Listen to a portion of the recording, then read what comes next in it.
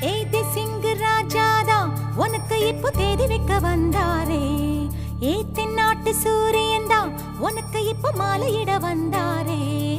அடி பச்சரிசி 16 உன்னை இப்போ பொங்க வைக்க போறாரே.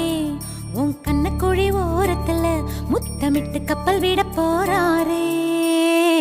ஓர கண்ணால் ஒன்னு அள்ள போறா.